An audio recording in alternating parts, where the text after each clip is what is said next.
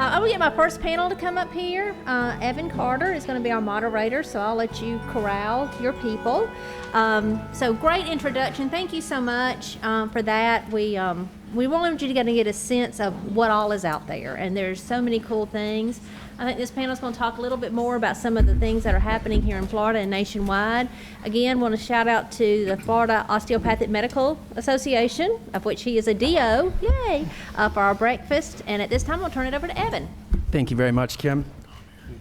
First off, Dr. Glisson, as always, an incredibly tough act to follow, but that was really good, really good. And thankfully for that, I think I've got a really great panel here. Our panel topic is the state of the state. I'll go down the list real quick. We've got more detailed bios in the packets and the pamphlets you got, but we've got Pam King with AHCA, Tom Herring with Department of Health, Don Lindsay with Tallahassee Memorial, and Molly McKistry with AHCA as well. So, you know, what's going on in Pensacola is really incredible, what Dr. Glisson just gave an overview of. And so what we're trying to do is really, you know, take that out, zoom out a little bit, and look at what's going on in a similar fashion at a state level. You know, there's three big prongs to this, and as Dr. Glisson also indicated, you know, there's one is really relying upon the other. You got to start with an EHR, then there's the HIE, and the HIE will enable population health and better outcomes. So I was thinking we could start with EHRs and build our way outwards with that. And the first thing I think is to really get the state's perspective, starting with AHCA. You know, how are we looking statewide with regards to EHR adoption, and really, you know, in providing support to, you know, providers in varying capacities throughout the state. What are there any common themes that y'all have heard with regards to EHR adoption and implementation, and what are some of the tools or resources available to those folks if they're still in the process of adopting? I'll try to remember the whole question There's a lot of us. as I go through. And if I miss something, I'm sure somebody else on the panel will pick up. So I'll start as a representative from the agency. And as Kim mentioned, she is part of the EHR Incentive Program, so the agency does provide support and information about the Electronic Health Record Incentive Program. One of the things probably that is, when we look at electronic health records and providers' adoption of it, we really don't know all the providers that have adopted electronic health records and those that have not. You know, Dr. Gleason in his presentation talked about, you know, where we're at. There are providers out there that are probably using paper records out there right now, but what we do know is related to the EHR Incentive Program and those providers that are participating in that program, we know are at least thinking about getting an electronic health record, and a majority of them have. And when we started the EHR Incentive Program back in several years ago, 4 years ago in 2011, we initially thought that we would have about, I think, 4,000 providers using electronic health records, and now we are participating in that program. We are at over 7,000 that are actually participating in the EHR, the Medicaid piece of that program. Those that are participating in Medicare, I'm looking at my cheat sheet, we have 26,000 participating in both one program or the other. So we know that there are providers that are using EHR, and I'm sure there are more that are not participating in the incentive program that are using EHR. So what's exciting is that we are moving in that right direction of that foundation, having those EHR systems and providers using those EHR systems. I don't know if Tom wants to talk about what's going on with EHR with the Department of Health, because you guys have implemented EHR within the county health departments, and that's... Sure, I can speak to what we've done. I mean, our experience in the Department of Health is we implemented a web-based practice management system about 10 years ago, and once that was out there was a lot of confusion right away. A lot of our directors said, well, I thought this would be automated. I thought we'd have an electronic health record. Of course, on the other hand, they said, we have to click this thing too much. There's too many clicks. And we would get reports from people that say, they had to click this 12 times in order to do this. And of course, one of our senior administrators privately said, now this is quite the ironic comment, isn't it? Because on the one hand, this was a person advocating very strongly for EHR, but on the other hand, saying, wait a minute, it's a lot of clicking and you got to go use this mouse. And so, we went from that, though. We had strong senior leadership commitment to moving to an electronic environment and we recognized the importance of really being in an electronic world, particularly from a public health perspective and from a clinical perspective. We operate over 200 clinics across the state, so in terms of just coordination of care, there were a lot of things that we saw as advantages, many of which we saw listed earlier. Of course, many of our doctors would say the same things that I saw on one of the slides that I saw earlier there, that Dr. Glisson put up there.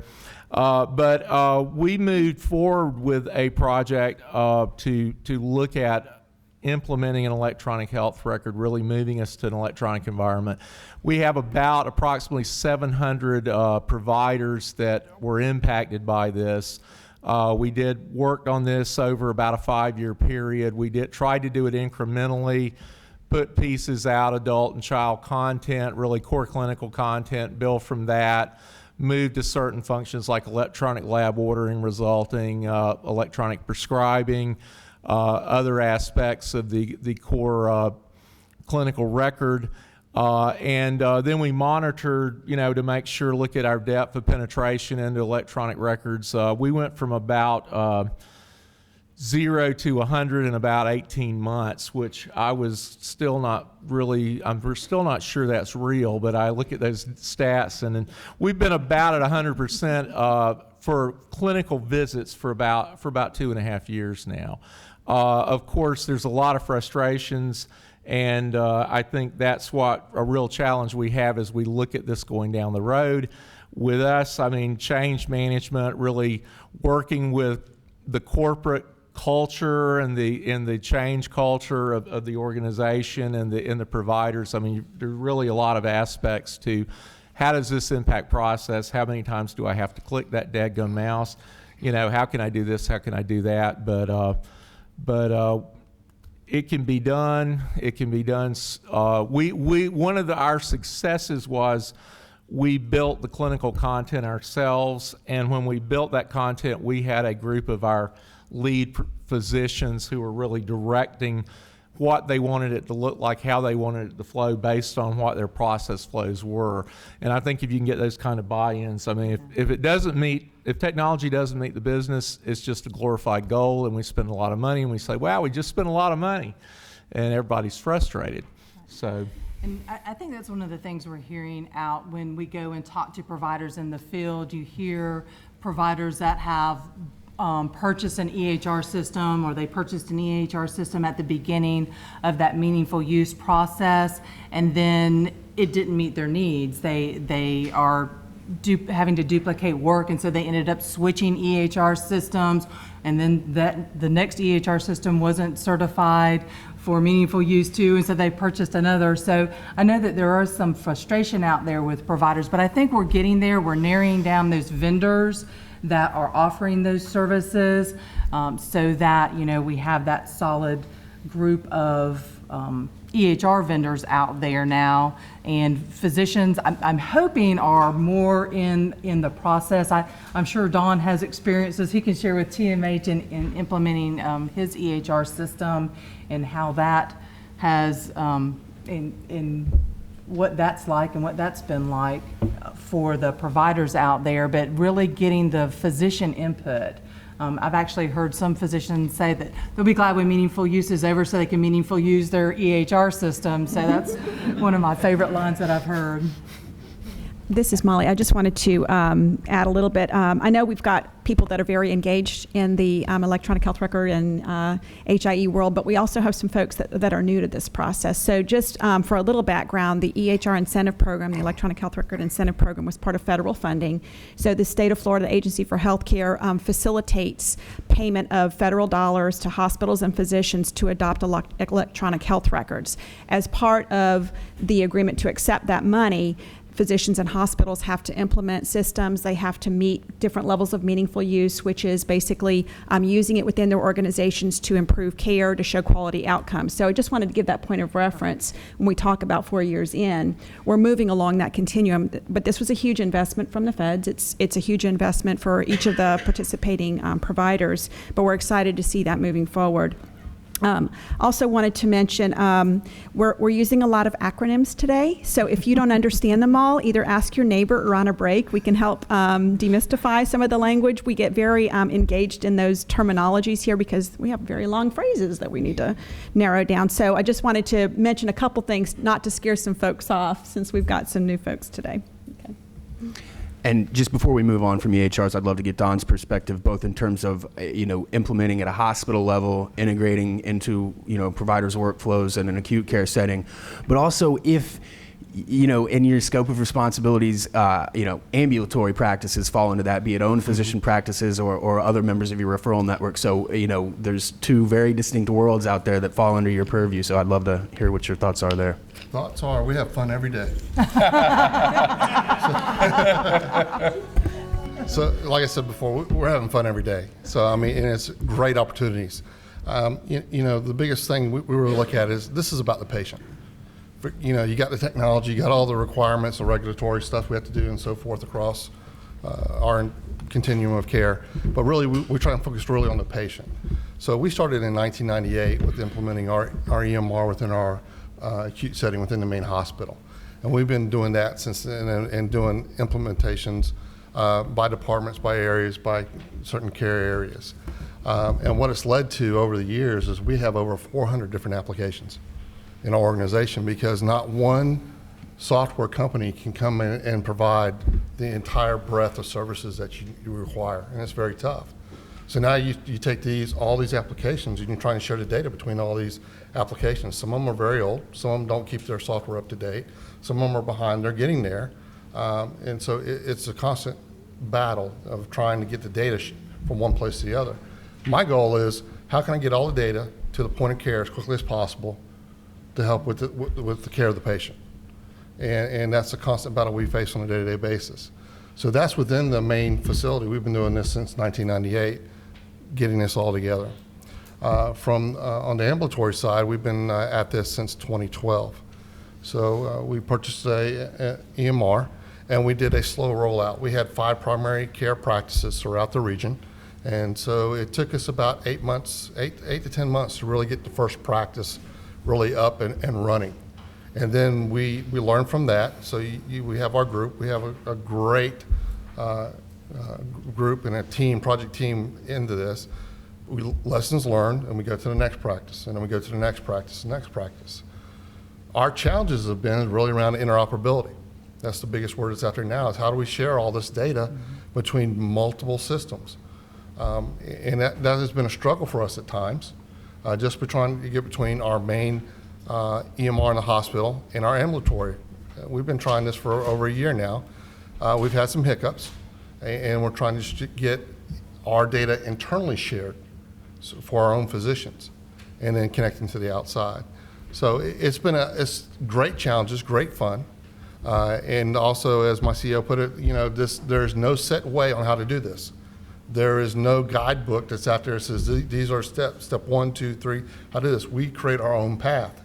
Each organization creates their own path of how to achieve and get there to sharing data. So it has been a challenge, but it is a fun challenge. I like challenges.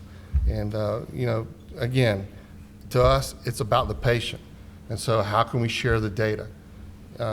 You think about technology, you think about the consumer side of technology, how easy it is for the consumers.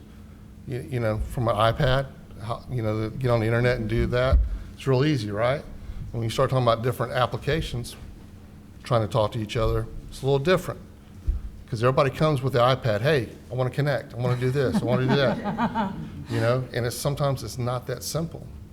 And then you got the other side too, is security. Security for us right now with our EMRs and everybody that's attacking us from the outside is one of the major issues that we're facing. We get hits from Germany, China, Ukraine, all that. We have a system, we actually block any IP addresses from those countries. So anything coming to us or going out, we block, just so we can reduce our risk for protecting our patient data. So that's the other thing, is one thing is to collect the data and share it, but also keep it secured and only have the right eyes see the data at any given time. So I should know if I'm going to Germany, my health data will not follow me there. That's correct. Okay. At least not if it is centered around TMH. Oh, okay. I do live in Tallahassee, so. All right, before we move on to HIE, we just got a question from the audience, and it's EHR related. It's for Pam, so I want to get that in here. The question is there a wide range of vendors that offer optimizable EHR systems, and if so, are they expensive? I don't know the answer. I do know that there are a wide range of EHR systems available out there. Kim, where did Kim go? Who is our EHR expert in the room? Or Mary, there's Mary in the back. She's our EHR expert in the room.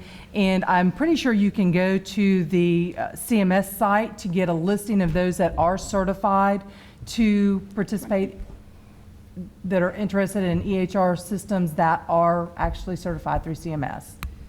So CMS and the Office of the National Coordinator have this process of certifying EHR systems. Not every system out there is certified. If you're participating in the Meaningful Use Program, you have to have a certified system. But the certified systems are all very, very different. And it's hard to answer that question because there's just so much variance in what's out there. Some practices are taking parts from different kinds of systems and putting them together. Others just have one product from one vendor. And even going year to year, and month to month even, they're always updating things, they're fixing things. So it's really hard to answer that question, sorry. I would say that there are entities out there that do assist providers in helping to select the right system for your office. I think really what is important for providers out there is looking at a lot of different systems, looking at a lot of, to find the EHR system that works right for your office. I've heard office managers that were in one practice, working in one practice, that absolutely loved the EHR vendor that they were working with in that office, moved to another office, and that same EHR system did not work for their clinicians because of their workflow. So part of it is finding that system that works right for you, finding those parts and pieces that help your office, that particular practice's office, work smoothly so that they have the information they need to treat the patient, like Don had said before. The key thing, you need to know your business. You need to know what it is you're trying to do and how it's going to do it and how it's going to assist. I mean, these are just tools.